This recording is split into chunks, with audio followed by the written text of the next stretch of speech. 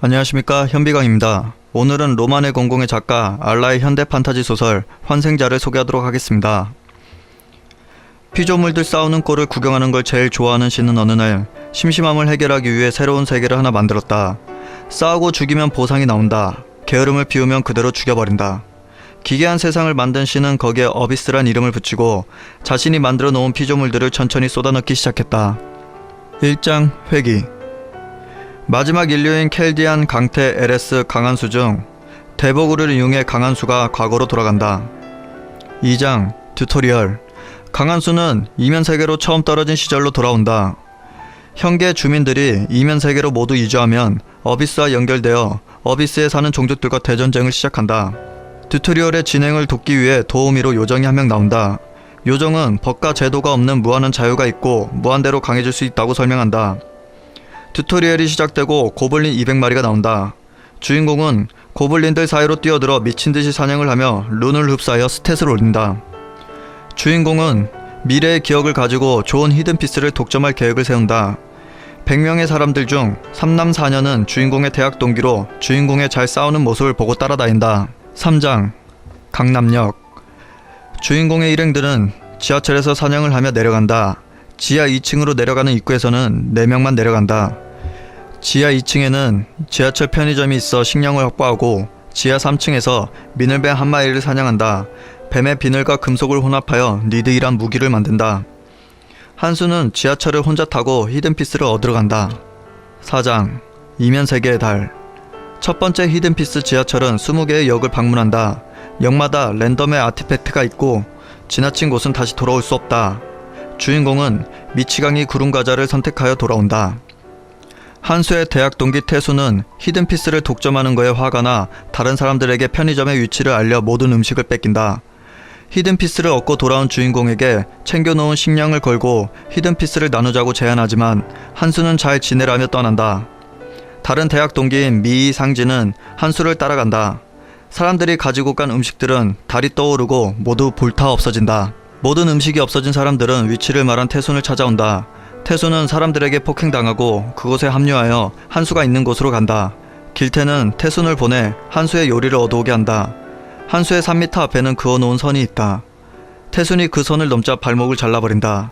사람들은 한수의 강함에 놀라고 더 강해지면 본인들이 위험하다는 생각에 때로 덤벼들지만 한수에게 모두 쓰러진다.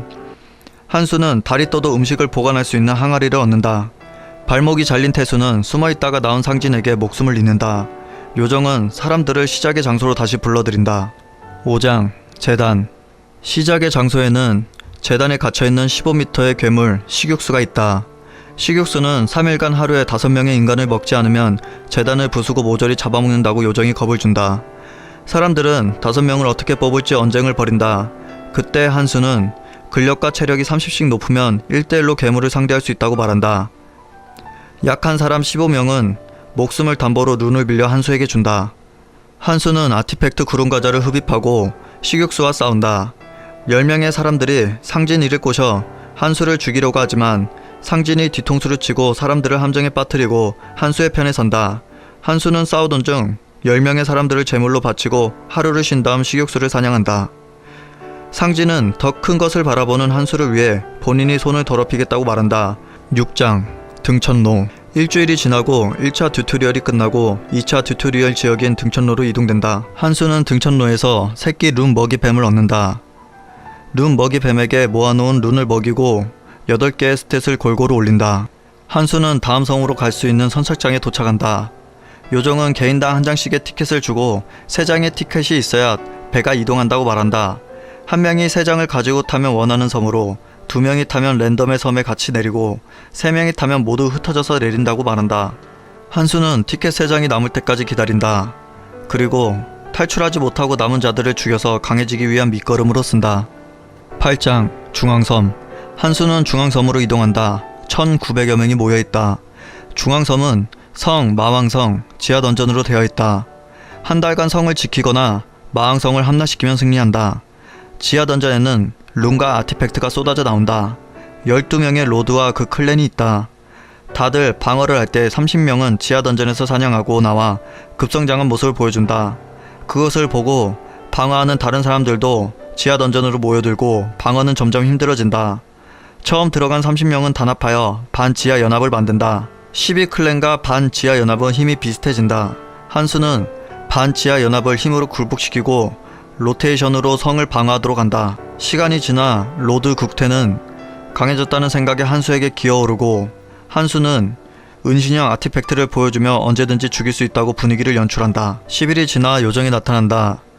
이제 언데드뿐만 아니라 마족도 같이 침범하며 마족을 죽이면 미니 수정이 나온다고 말한다. 미니 수정을 가지고 있으면 언제든 위쪽 섬으로 최대 5명까지 넘어갈 수 있고 좋은 아티팩트로 바꿀 수 있다. 한수는 본인이 이것을 독점하려고 한다. 20일 차에 다시 요정이 나타난다. 성에 있는 포탈로는 500명만 이동할 수 있다고 말한다. 살아있는 인원은 1300명이다. 마왕성에는 모두가 갈 수 있는 포탈이 열린다. 그리고 모두 마왕성으로 이동한다. 9장 마왕성. 마왕성을 가기 위해 거쳐야 하는 관문은 뼈의 문, 살의 문, 피의 문 3가지가 있다. 언데드와 마족을 죽이고 뼈로 된 문에 도착한다. 문 앞에 요정이 나타난다. 요정은 미니 수정 30개를 내거나 문지기를 잡으면 지나갈 수 있다고 말한다. 뼈로 된 문은 길이 50m, 높이 30m의 늑대로 변하고 사람들을 놀라게 한다. 사람들은 30개의 미니 수정을 내고 지나가자 말하지만 한수가 완강히 주장하여 문지기들과 싸운다. 마지막 문지기까지 사냥하고 마왕성에 도착한다. 마왕과 사람들이 싸우기 직전 요정이 다시 나타난다. 30분만 버티면 수정이 작동되어 다른 섬으로 이동할 수 있다고 말한다. 사람들은 소극적으로 변한다. 마왕과 싸우던 중 2명을 제외한 9명의 로드는 위장 로드인 국태에게 인질로 잡힌다. 한수는 국태와 거래를 하고 살고 싶은 국태는 인질들과 함께 미니 수정을 이용하여 위쪽 섬으로 이동한다. 국태가 이동된 장소에는 한수의 징벌자인 상진이 기다리고 있다가 국태와 인질들을 모두 죽인다. 10장 탑. 마왕은 결국 쓰러지고 한수는 마옥정을 얻는다. 한수는 탑의 섬 입구에 흑군주 원경이 기다렸다가 사람들을 죽일 것을 예상하고 사람들에게 다른 섬으로 갈 것을 추천한다. 그 후 한수는 은신에 있다가 탑의 섬으로 올라간다. 한수는 원경을 속이기 위해 상진이 구해놓은 귀걸이로 외형을 바꾼다. 탑에는 여러 개의 문이 있다. 한수는 10명이 함께 들어갈 수 있는 방으로 들어간다. 10명은 함께 사냥을 하고 다음 문에 도착한다. 요정이 나타나 적은 수가 살아나갈수록 좋은 아티팩트를 들고 나갈 수 있다고 말한다. 한수는 8명을 기절시키고 흑군주 원경의 부하만 죽인다. 그리고 9번째로 좋은 문을 선택한다. 탑의 2층 보물찾기 방에 들어온다. 그 방엔 50명이 모여있다. 보물은 1개이고 보물은 128마리 중 1마리의 지킴이 몬스터가 지키고 있다. 보물로 1개에서 50개의 아티팩트로 교환할 수 있다. 아티팩트를 들고 있어야 방을 빠져나갈 수 있다. 1개의 아티팩트로 교환하면 1명 빼고 모두 죽고 50개를 선택하면 모두가 살아나갈 수 있다. 10명씩 팀을 나누어 하루에 2명의 지킴이를 해치우기로 약속하지만 지킴이는 아이템을 잘 주지 않고 강하기만 하여 서로 눈치를 보며 사냥을 하지 않는다. 한수는 시간 내에 보물을 못 찾을 수도 있겠다는 생각에 경미가 로드인 10명의 단일 클랜에 접근한다. 한수는 본인의 강함을 보여주고 경미에게 약한 놈들부터 때려 눕혀 40명을 클랜에 집어넣으라고 제안한다. 50명은 모두 살아서 3층 문을 연다. 한수는 숨어있다가 흑군주 원경의 부하들을 뒤따라간다. 이면 세계는 7색 지대로 구성되어 있다. 현재 있는 곳은 무색 지대이고 3층은 다음 지대인 적색 지대를 모방해 놓았다. 3층에는 죽은 사람을 복제품으로 되살릴 수 있는 부활의 십자가가 있다. 원경은 딸이 있었다. 과거 로드로 각성한 자가 딸을 종속시키고 가지고 놀다가 방패막이로 쓰고 죽였다. 그 트라우마로 사람들을 모두 죽이고 다닌다. 딸을 부활시키려면 클레넌이 아닌 아무 사람이나 십자가의 제물로 바치면 된다. 모든 클레넌을 모으느라 늦게 출발한 원경은 제물을 구할 수 없어 좌절한다.